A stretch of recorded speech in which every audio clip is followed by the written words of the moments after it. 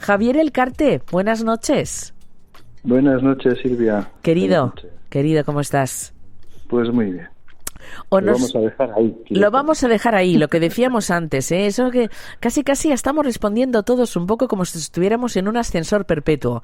Qué buen tiempo que hace y qué bien que estamos, cuando en realidad no hace buen tiempo. En Cataluña tenemos una sequía que ni para atrás y no estamos tan bien como decimos, querido, pero bueno. Claro. Como diría nuestra buena, exactamente. Como diría nuestra buena amiga en común Isabel Cochet, pa'lante. Estamos, que no es poco. Pero este titular que hemos compartido, Javier, a mí me saca de quicio. A ver si tú nos lo cuentas. ¿Cómo puede ser que el principio de Peter, que no sé si saben els oients, significa a més mediocritat, més ascens a l'empresa, ¿no? Esté pasando también con la lealtad? Es decir, como más leal eres, peor te van las cosas en el trabajo. ¿Por qué? Bueno, aquí habría que ver un poco lo que es la lealtad, ¿no? Yo creo que si vamos a hablar un poquito de la lealtad, claro, la lealtad como tal yo creo que es una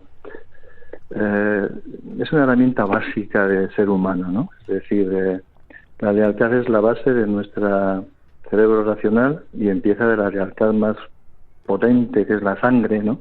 La familia. Entonces uno es leal a la sangre, luego eso uno es leal a la pareja, y en eso se sostiene más o menos.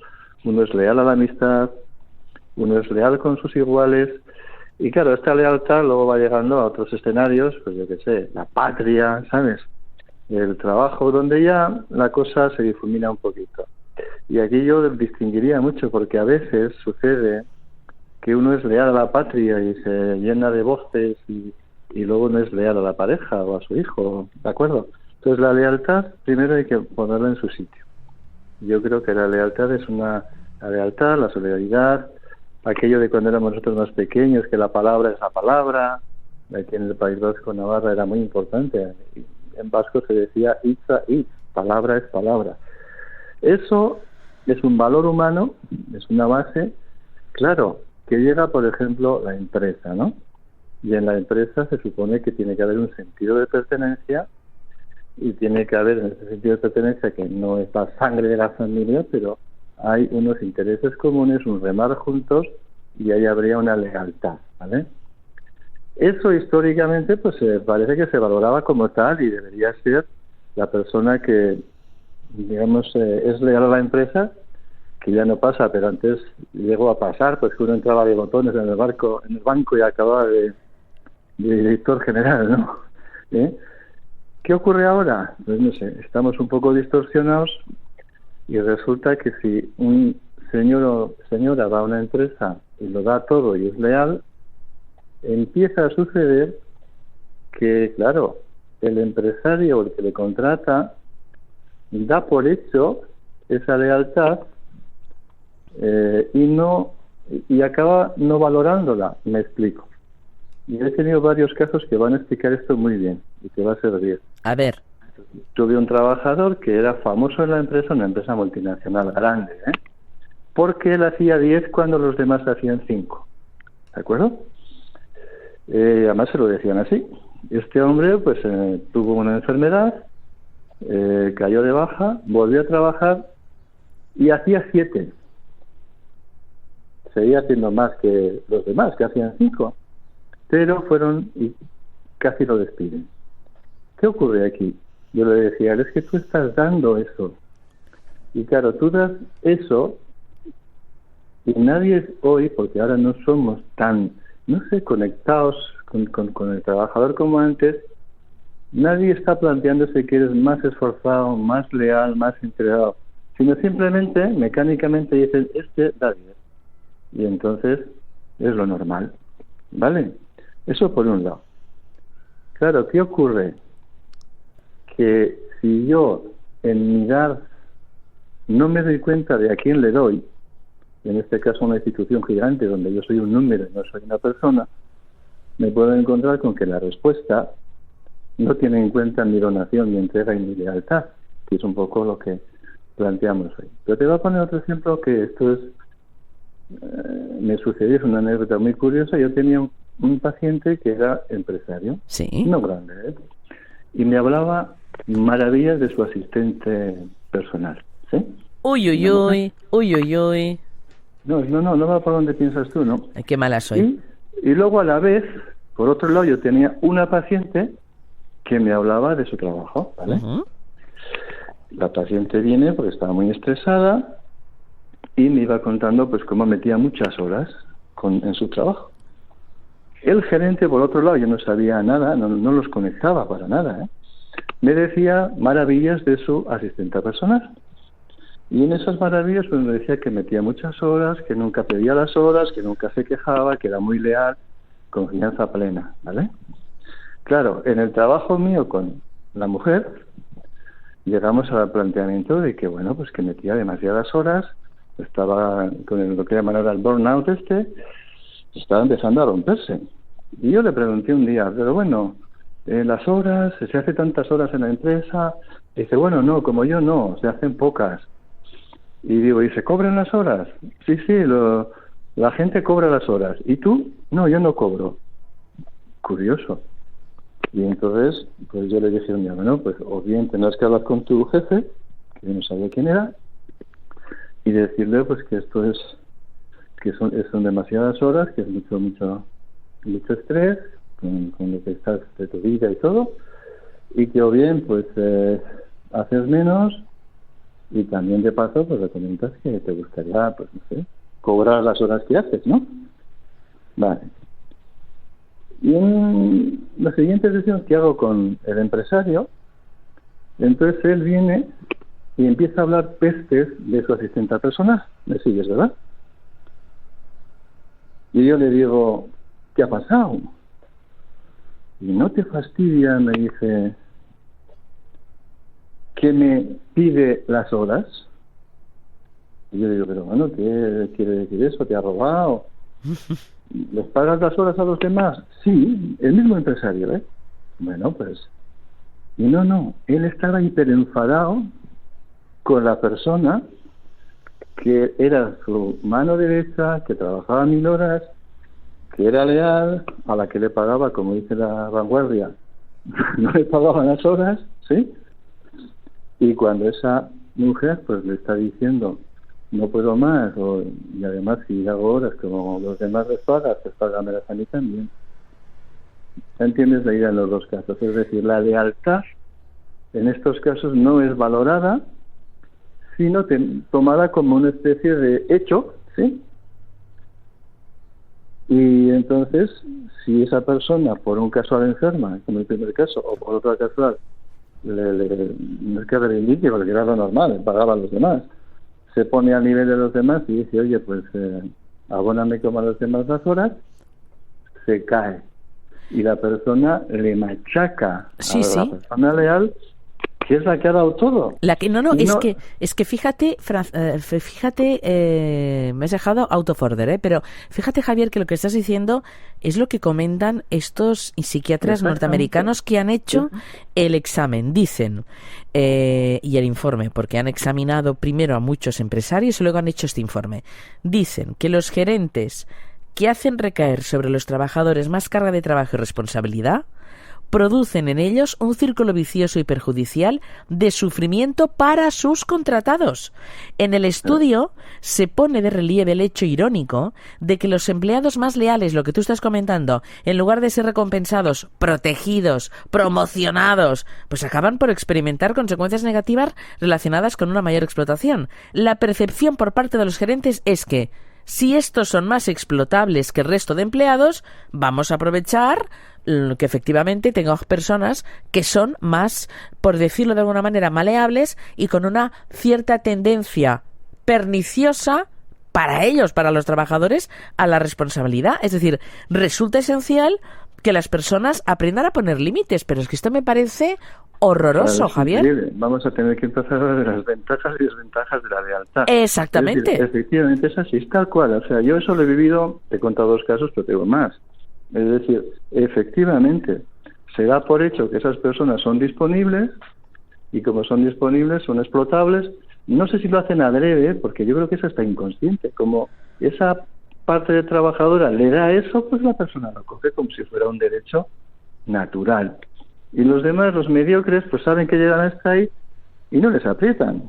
Pero claro, eso hace que estamos quemando a todas las personas leales, entregadas, válidas, ¿sí? Y está empezando a pasar pues que hay muchas personas, hablamos un día de eso, que era un poco de quitting que hablaban ahora, la gran renuncia, que empieza a haber en las empresas un problema en Estados Unidos donde más, que mucha gente ya entiende que no merece la pena esforzarse por la empresa o darlo todo porque no hay promoción, por todo lo que estamos hablando ahora. Y entonces hacer lo mínimo, ¿no? Hacer lo mínimo y tener una vida fuera y, bueno, pues meter 8 horas en la empresa con lo mínimo, renunciando a cualquier otro aspecto promocional y eso es o sea, no se está valorando la parte humana, el valor, tanto que se habla en estos consultores de empresa, ¿no? El valor, la pertenencia, sí, está ahí, pero luego a la hora de la verdad, el que más da, pues es al que más se le exige. Y al que menos se le recompensa, parece ser. ¿Sí? En muchos casos, me imagino que no siempre. Y a partir de aquí, ¿qué tenemos que hacer? Porque, perdóname, Javier, esto no solo pasa en el trabajo, también pasa en las relaciones personales. Es decir, claro, el amigo entregado, el marido entregado, la esposa entregada, la persona que hace las cosas con honor, con ganas, con educación, con amor, con deseo. Y he dicho 2 veces amor deliberadamente. Parece ser que es la que, bueno, como ella lo entiende todo, como él lo aguanta todo, como su lealtad es inquebrantable, no lo vamos a cuidar. Y esto es terrible. Yo esto lo vivo también cotidianamente. Yo les digo muchas veces a estas personas, que pueden ser mujeres o pueden ser hombres, si yo llego a casa y tú llegas a casa, los dos cansados del trabajo y tal, pero yo me encuentro con que sin pedírtelo, tú me has hecho la cenita, me has puesto la cena con su servilletita y tal y cual, y dices, wow, qué bien, cómo me quiere esta pareja, esta persona, este hombre o mujer, cómo nos queremos. A la semana, pero después de un mes, daré por hecho que la cena tiene que estar ahí. ¿Me sigues, verdad, Silvia? Y entonces yo ya me olvidaré de que esa cena es un acto volitivo de amor, como dices tú, y lo daré por hecho. Y luego, con el tiempo, un día no está la cena, porque yo no he tenido mal día o simplemente no me apetecía o no lo he hecho, y entonces esa pareja, fíjate que mal me trata que no ha puesto la cena. Parece una tontería, pero es así. Ese amigo que siempre está, que es el que me saca de tantos momentos de bajón, ¿sí? Uh-huh. Doy por eso que va a estar. Y entonces si un día no está, me enfado con él que no veas. Y tengo otros ahí que no han estado nunca, y con eso me enfado. Pareja, amigos, que en todo se va a producir lo mismo. Entonces, cada aquí, ¿qué hacemos? Como ahora está de moda lo contrario, ¿no? El red flag, ten cuidado, tóxico. Claro, si yo cuando doy lo hago porque me sale de una manera natural y no sé a quién doy y cómo doy, entonces hay una especie de no conciencia en el dar.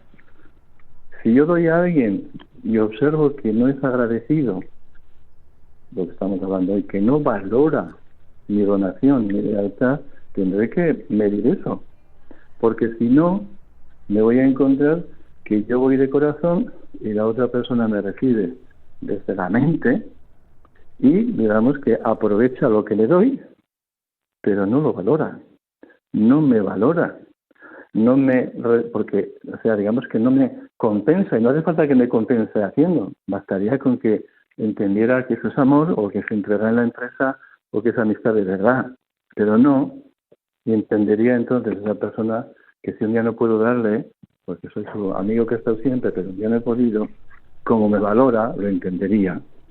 O la pareja, lo mismo, o el empresario. Entonces, claro, aquí habría que ver lo que decía, mi maestro me decía siempre, una cosa es ayudar y otra es saber ayudar. O sea, ¿a quién ayudas? ¿Sí? Había una frase por ahí que decía que, ojo con ayudar a aquellos que no valoran tu ayuda. ¿Sí? Exactamente. Entonces, hay que saber ver. Tenemos que ver a quién ayudamos, porque hay personas que son muy agradecidas y no necesitas que te correspondan no sé cómo. Igual una sonrisa, igual un abrazo, igual un entender que no siempre vas a poder estar ahí, que igual un día estás enfermito, o tienes mal día, o simplemente tienes otro plan, ¿sí? Entonces, aquí yo creo que es una cuestión de ver a quién le meto ese esfuerzo, esa lealtad, a quién le doy esas horas extras, a quién le hago esa donación, porque si no es clarísimo, esto es una ley casi universal. El amigo que está siempre ahí, la pareja devota, el trabajador leal, no, o sea, se acaban fundiendo en una especie de eso es lo normal, a este le puedo exigir, este amigo siempre va a estar, esta pareja siempre me va a poner todo en bandeja. Fíjate. Entonces se banaliza y el día que esa persona falla es machacado. Exactamente, es vilipendiado, és incomprendido, és bueno, tu lo entenderàs todo. Mira, l'altre dia som en directe a Contrallum conversant amb Javier El Carter sobre aquesta notícia que vam trobar de que les empreses, és un informe que han fet un equip de psiquiatres de la Universitat de Yale, als Estats Units, doncs com més lleialtat, més maltracte, y menos consideración. El otro día hablaba con el doctor Anthony Bulbena, eminente psiquiatra, al que conoces, te he hablado muchas veces de él, estábamos cenando, por el placer de escucharle, es como estar contigo, ¿no? Siempre aprendes algo más, siempre aprende alguna cosa más cuando está amb el doctor Bulbena o cuando está amb Javier El Carter.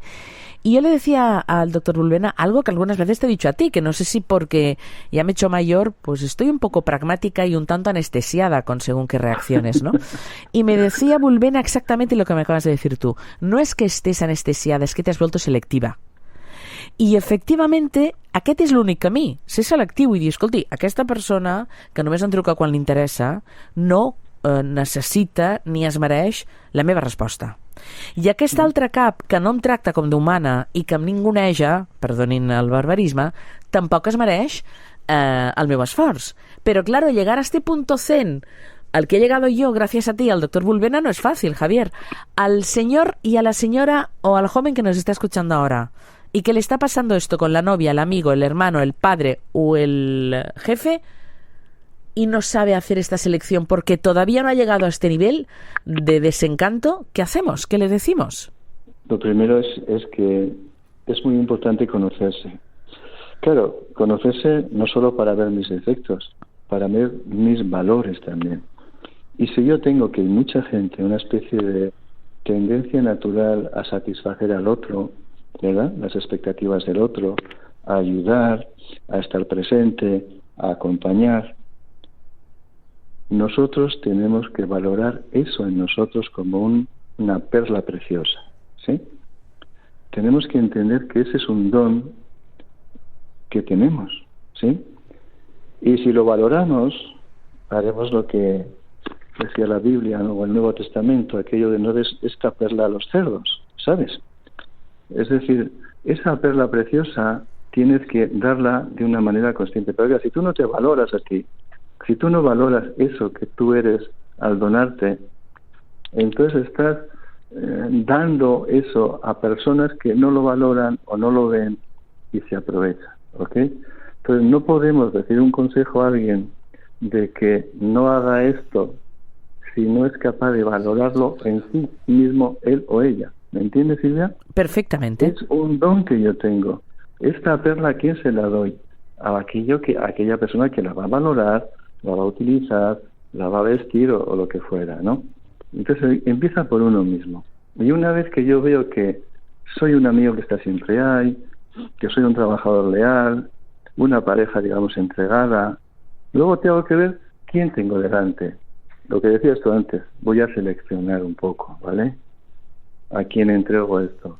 Entonces mi consejo es que se miren un poquito al espejo estas personas de edad, que se den cuenta que es maravilloso ese don que tienen, pero que tienen que ver a quién se lo dan. Hay que empezar a respirar un poco, como decía la abuela, coger un poco de distancia y ver qué estoy haciendo, a quién y con quién estoy haciendo esto, ¿sí? Y no tener miedo a la soledad, porque al cap i a la fi, bueno, cuando alguien está con un amigo que te trata así o con un jefe que te trata así, bueno, la soledad es doblemente dura. Javier, no tenemos mucho tiempo, pero claro. Esto sí que te lo pregunto. La soledad es doblemente dura, ¿no? Claro, lo que está en contra de eso es precisamente que tengo miedo que si yo entonces no doy, claro, me quede solo o sin trabajo o sin pareja, pero es que es mucho peor que te vilipendien, machaquen dando que estar solo. Entonces, la frase final aquí es que no es que sea bueno estar solo, pero hay que aprender a estar solo para no acabar esclavos, digamos, ¿no? ¿Ok?